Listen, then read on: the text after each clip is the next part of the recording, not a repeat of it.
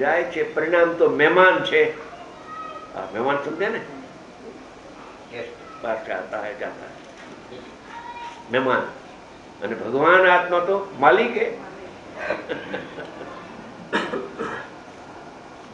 એટલે પ્રમાણની બહાર જવું નહીં, એટલે પારકી પંચાતો છોડી દેવી. ટૂંકામાં ટૂંકા શબ્દો ઈ કે પારકી પંચાત બરાબર બોલી સાહેબ કે બીજા શું કરે છે એની તારે ચિંતા શું? એના ભાવમાં, આપણે આપણા ભાવમાં, આપણે કઈ ભાગીદારી તો છે નહીં. એ કદાચ પાપના પરિણામ કરે, સમજી ગયા, તો આપણે શું લેવા દેવા? કઈ લેવા દેવા નથી. માટે પ્રમાણની બહાર જવું નહીં, એટલે પારકી પંચાત છોડી દેવી. કાન ઉપર વાત આવે તો ઉપેક્ષા બુદ્ધિ જાણી લો, બસ એમાં રસ ન રાખો, તરબોળ ન થમ. પછી શું, પછી શું થયું, પછી શું થયું, પછી શું? નહીં નહીં નહીં નહીં, એમ જાણો જલ્દી બંધ કરે તો સારું. પણ મોઢે ન કહેવાય, એટલે આમ બહુ પ્રેમથી ના આપણે એટલો સમજી જાય કે આને રસ નથી મારી વાત, એટલે આ ઉપો બંધ થઈ જાય. પારકી પંચાયતમાં રસ ન લેવો, પ્રમાણની બહાર ન જવું, એનો અર્થ ઈ. અને પ્રમાણમાં અટકવું નહીં. પરિણામ તો છે ને, પરિણામ તો કરવા જોઈએ ને. પરિણામ એ મોક્ષ માર્ગ છે, પરિણામ એ બંધ માર્ગ છે. ભાઈ વાત તારી સાચી બધી, પણ ક્યાં સુધી તું પરિણામની વ્યવહારની ના વિષયમાં ચિકાસ કરો? પરિણામથી ભિન્ન આત્માને જાણવો. શુદ્ધનીનો વિષયભૂત શુદ્ધાત્મા, નવ તત્વમાં છુપાયેલી આત્મજ્યોતિ કાઢી લેવી. નવ તત્વ સહિત આત્મા એ પ્રમાણનો વિષય, નવ તત્વ રહિત આત્મા એ શુદ્ધનીનો વિષય ઉપાધિ, બસ એ કાઢી લો પ્રમાણનો. કાર્તિક અનુપ્રેક્ષા છે એ શાસ્ત્રમાં એક વાત આવી કે જે કોઈ આત્મા પ્રમાણ જ્ઞાનમાંથી નિશ્ચય નહીં કાઢે છે તે જીન વચનમાં કુશળ છે. મુસંબીમાંથી જે રસ ખેંચે છે તે કુશળ છે. મુસંબીના બટકા ભરે તો પ્રમાણુ દ્રવ્ય છે. મુસંબી આખું પ્રમાણુ દ્રવ્ય. એ વેચનારની સામે નજર ક્યાં કરવાની છે? હવે આ ક્યાંથી લઈ આવ્યા, શું હવે લેવા, કોને વેચીની, કાંઈ નહીં. એ પ્રમાણની બહાર વયો ગયો. આ તો મુસંબી આવી. હવે મુસંબીમાંથી શું ઉપાધિ ને શું હે? રસ ઉપાધિ અને छिलका छोटा बी ये सब है बस. प्रमाण में से अपना शुद्धात्मा चिदानंद आत्मा जो है उसको अंतर्दृष्टि से देख लेना, निकाल लेना. दिखेगा, अरे दिख रहा है, समझे, दिख रहा है, उसको देख लो. वो रस खींच लिया, तो चैतन्य रस आ गया, उसको आनंद आनंद आनंद आता है.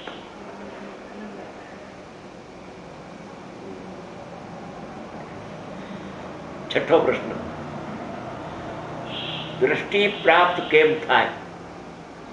दृष्टि એટલે સાચી દ્રષ્ટિ, એટલે સમ્યક દ્રષ્ટિ, એની પ્રગટતા કેમ થાય?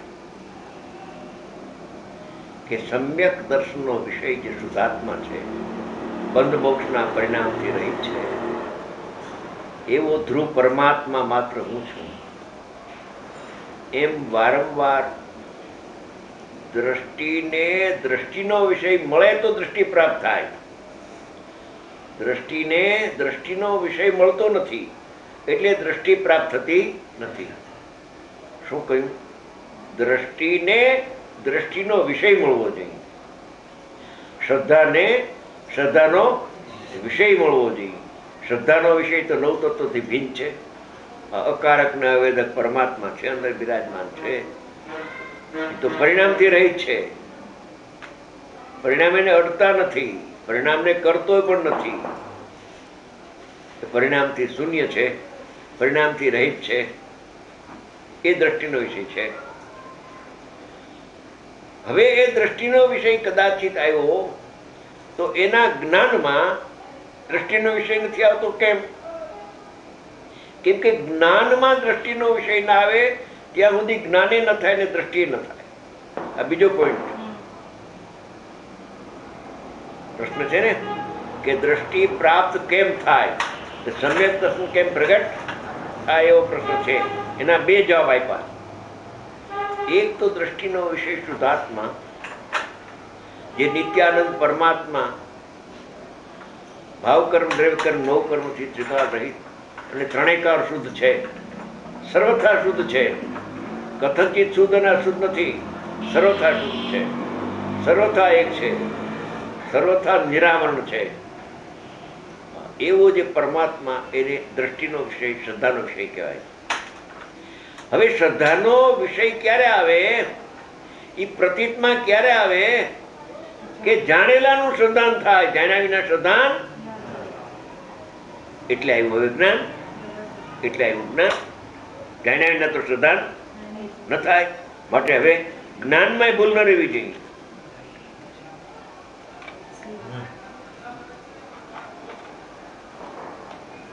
આ બીજી ભૂલ ન રહેવી જોઈએ કે જ્ઞાનમાં જેમ દ્રષ્ટિનો વિષય દ્રષ્ટિને આપ્યો, શ્રદ્ધાનો વિષય તો એકલો શુદ્ધાત્મા છે સામાન્ય. હવે જ્ઞાન જે છે ને, જ્ઞાનની પર્યાય, એ જ્ઞાનની પર્યાયમાં એમ એને શ્રદ્ધામાં છે કે હું પરને જાણનારો છું, કાં સ્વપર બેયને જાણનારો છું. એ જ્ઞાન અંદરમાં આવતું નથી. એટલે દ્રષ્ટિનો વિષય એને અનુભવપૂર્વક આવવો જોઈએ, ના આવ્યો. અનુભવ જ નથી, આત્મા જાણવામાં ના આવ્યો. માટે પરને જાણતો નથી, સ્વપરને જાણવો એ મારો સ્વભાવ નથી. મારા જ્ઞાનનો સ્વભાવ તો કેવળ શુદ્ધ આત્માને જાણવો એ જ્ઞાનની પર્યાયનો સ્વભાવ છે. એક દેખીએ જાણીએ રમી રહીએ એક ઠોર આહા. એ ભગવાન આત્માને જાણવું એ જાણવાનો ધર્મ છે. પરને જાણવું એ ધર્મ નથી, એ કર્મ છે.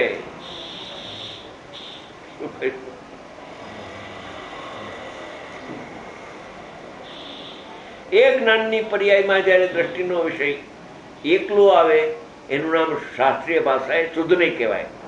શુદ્ધનો વિષય ને દ્રષ્ટિનો વિષય એક જ છે. પણ દ્રષ્ટિનો વિષય આવે શ્રદ્ધામાં અને જ્ઞાન પાર ભમે તો સમ્યક દર્શન ન થાય. કેમ કે જાણેલાની પ્રતીતિ આવે. માટે જ્ઞાન દ્વારા જેવો આત્મા છે, જે દ્રષ્ટિનો વિષય, એને જ જાણવો. જ્ઞાન જ્ઞાનના વિષયને ન જાણે, પણ જ્ઞાન દ્રષ્ટિના વિષયને જાણે, ત્યાં દ્રષ્ટિ પ્રગટ થઈ જાય છે. કેમ કે જ્ઞાન સવિકલ્પ છે. એ સ્વ પર બેયને જાણે, એમ નહીં સ્વને એકલાને જ જાણે. ત્યારે એને જાણેલાની પ્રતીતિ થઈ, અનુભવ થયો, પછી સવિકલ્પ દશામાં આવે ત્યારે એ દ્રવ્યને પણ જાણે અને પર્યાયને પણ જાણે. પ્રમાણ જ્ઞાન પછી પ્રગટ થાય, લયપૂર્વક પ્રમાણ. પછી દોષ નથી. આત્માને જાણ્યા પછી પર્યાય જણાય તો દોષ નથી. પર્યાય છે ખરી, પણ પર્યાય જણાય પણ પર્યાયનું લક્ષ ન હોય. કેમ કે પર્યાયને જ્ઞાન જાણતું નથી. પર્યાય જણાય પણ પર્યાયને જાણે નહીં. જ્ઞાન દ્રવ્યને જાણ્યા કરે. દ્રવ્ય જાણતા જાણતા ઓલી પર્યાય એમાં જણાય જાય છે. સંસ્કૃતનો એવો પાઠ છે 12મી ગાથામાં. જાણેલો પ્રયોજના લખ્યું છે નહીં, જણાયેલો પ્રયોજના. જણાયેલો જણાયેલો જણાયેલો. પર્યાય જાણું છું તો પર્યાયની સન્મુખ થઈ ગયું જ્ઞાન, અને પર્યાય જણાય છે તો જ્ઞાન આત્માની સન્મુખ રહી ગયું. રહી ગયું અને ઓલું જણાઈ ગયું, રહી ગયું ને ઓલું જણાઈ ગયું. એવી સ્થિતિ થઈ જાય. ત્યારે દ્રષ્ટિ પ્રાપ્ત થાય, જ્ઞાન પૂર્વક શ્રદ્ધાન થાય. જ્ઞાન વિના શ્રદ્ધાન ઉદય ન પામે. દ્રષ્ટિનો વિષય આવ્યો પણ જ્ઞાનમાં પરને જાણવું રાખ્યું તો દ્રષ્ટિ પ્રાપ્ત ન થાય, સમ્યક દર્શન ન થાય.